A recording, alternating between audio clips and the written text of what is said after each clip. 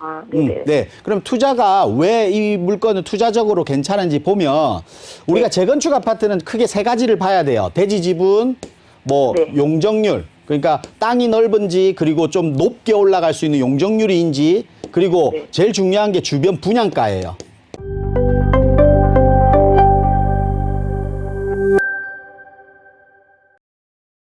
여보세요? 네, 여보세요? 네, 안녕하세요. 네, 안녕하세요. 네, 시청자님 오늘 어떤 부동산 함께 좀 이야기 나눌까요? 아, 제가 서울 금천구 시흥대로에 무지개 아파트를 투자 목적으로 매수를 해도 될까 싶어가지고요. 네, 그러면 지금은 주택을 보유 안 하고 계세요? 아니요, 이거는 주택 보유하는 거는 별도이고요. 이건 투자로 네. 보유를 하고 싶어가지고요. 그럼 1주택 상황이신데 추가로 좀 갭 투자를 더 하고 싶다 이렇게 말씀 주신 거죠? 네네네. 네, 금천구의 시흥대로에 있는 무지개 아파트 지금 투자를 해도 괜찮을지 향후 전망과 더불어서 또 시청자분의 상황에 맞춰서 괜찮은 네네. 상황인 건지도 한번 봐야 될 것 같아요. 바로 대표님 도움 받아볼게요. 인사 나눠보세요. 네, 안녕하세요. 네, 안녕하세요. 네, 반갑습니다.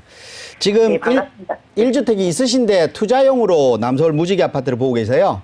네네. 지금 재건축을 보고 투자하시려고 하시는 거죠? 네네. 지금 재건축이 어디까지 진행된지는 아세요? 정확히는 모르겠고, 인가 설립 정도는 된 걸로 알고 있거든요. 지금 조합 설립 인가가 났고 이제 사업 시행 인가를 이제 지금 진행 네. 중인데, 네네. 우리 아파트 전 투자 목적으로 매수하는 거는 괜찮으세요? 아, 네네네.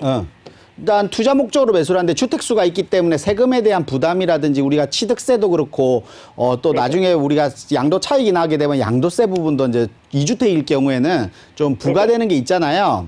네. 세금에 대한 부담은 좀 있을 것 같은데 단순하게 우리 아파트 재건축에 대한 투자성만 본다고 하면 나쁘지 않는 아파트예요. 그래서 투자적인 네. 측면으로 봤을 때는 매수하셔도 된다. 아, 네. 네. 근데 또 아셔야 되는 거는 우리가 재건축 아파트 같은 경우는 이전 거주 여건이 또 있잖아요.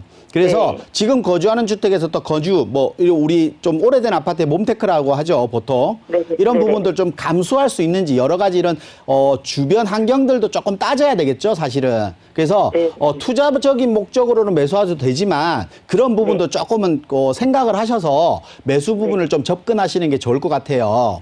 아, 네네. 네. 그럼 투자가 왜 이 물건은 투자적으로 괜찮은지 보면 우리가 재건축 아파트는 크게 세 가지를 봐야 돼요. 대지 지분, 네. 용적률. 그러니까 땅이 넓은지 그리고 좀 높게 올라갈 수 있는 용적률인지 그리고 네. 제일 중요한 게 주변 분양가예요.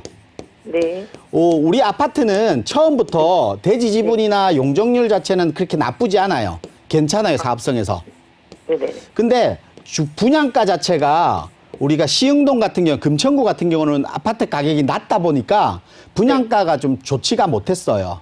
그래서 조합 설립 인가가 18년에 났는데도 불구하고 조금 네네. 지지부진했던 이유가 이런 분양가가 낮기 때문에 아파트 주변 시세가 낮기 때문에 그랬던 거거든요.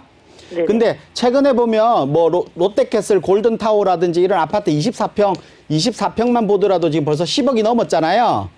네네. 10억이 넘으면서 주변의 신규 아파트, 아파트들의 가격대가 높게 올라가면서 이런 분양가, 사업성이 이제 다시 동반해서 올라간 거예요.